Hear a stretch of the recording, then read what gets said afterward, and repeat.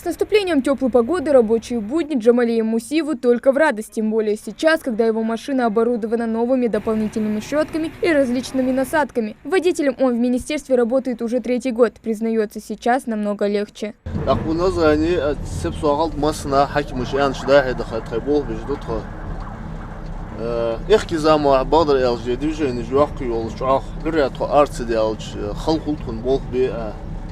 Шан бармугой движение шо лёгк миут. Что бог беш каждый день на бог доктор тваш давай я начинаю долго. Конечно халбаял халбат техники современные техники хайнер. Техника отечественного производства неприхотлива в использовании, легко ремонтируется. Система всасывания и подачи собранного мусора в бункер, центральная щетка, бак для воды. Вакуумная подметально-уборочная машина «Вихрь» сочетает в себе лучшие качества магистральных уборочных машин. Нами министерством приобретена машина, мы его называем пылесосом. То есть она механизированным способом вычищает, более, я бы сказал так, тщательно вычищает проезжую часть в районе бордюра. Ну, оно дает свой эффект, конечно, это городская черта.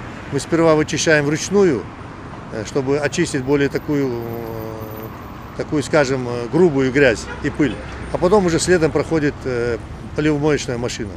20 работников сначала проводят санитарную очистку проезжей части, а уже после, если появится необходимость, обрезают деревья, которые затрудняют движение автотранспорта. Порядок приведено общей сложностью 5 километров дорожного полотна. Это порядка 30%. Мы занимаемся очисткой тех дорог, которые находятся у нас на балансе. Это у нас черта города Назрань. Это всегда у нас в приоритете, потому что сейчас мы занимаемся Тутаева, потом следом пойдет Муталиева.